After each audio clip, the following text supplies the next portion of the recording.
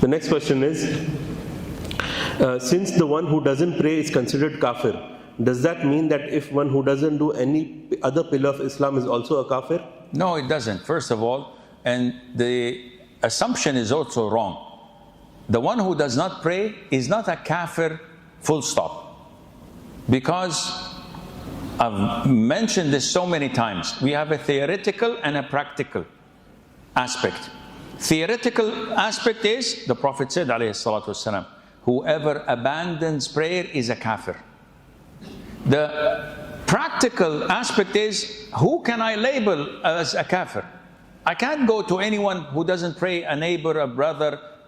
In so many cases, wives come to me and say, Sheikh, my husband has been mistreating me, abusing me for 25 years. He doesn't provide for me, he does this, this, this. I said, be patient, be patient, be patient.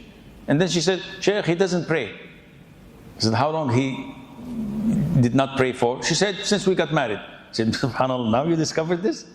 When you want to divorce, now you come play with the trump card. Oh, he doesn't pray. This is not right.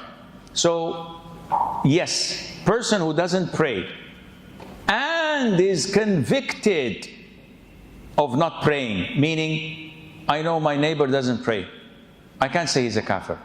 I bring him to the authority, to the Muslim judge, to the scholars, and the scholars speak to him, pray. He said, no, I don't want to pray. Why? I don't want to pray. I never prayed. Akhi, if you don't pray, you're a kafir. Your wife will be divorced from you.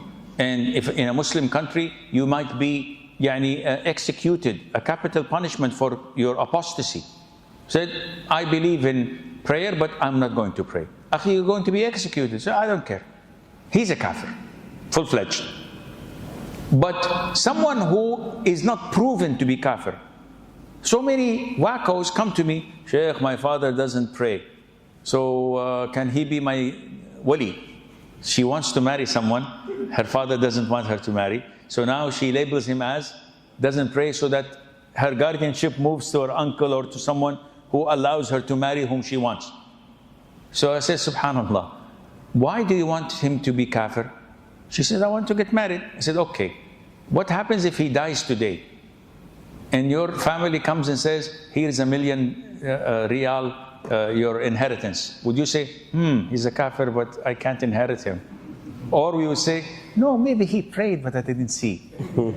Say, subhanallah, this is, again, adl, fairness.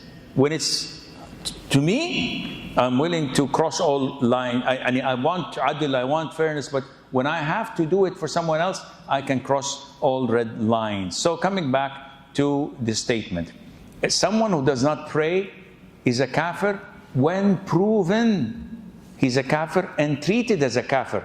But if it's not proven, he's Muslim by default. Maybe he prays when I don't see him, maybe he prays at the end of the night. It's not proven. And he's treated as a Muslim, but on the Day of Judgment, Allah knows whether he's a kafir or not. I hope this answers the question. I don't know what the question was. Yes, it's correct. Okay. The next question is, I want to become... the other pillars are different. The prayer, we have evidences from the Quran, as in Surah Tawbah, chapter 9. And others, in Surah Al-Muddathir and so on, to prove that this is one of the things that nullifies Islam. Abandoning zakat or not fasting or not performing hajj is not kufr. The companions used to say, we would not consider abandoning any form of worship as kufr except salah. So abandoning any form of worship, they would not consider it to be kufr, would be sinful, except for salat, and Allah knows best.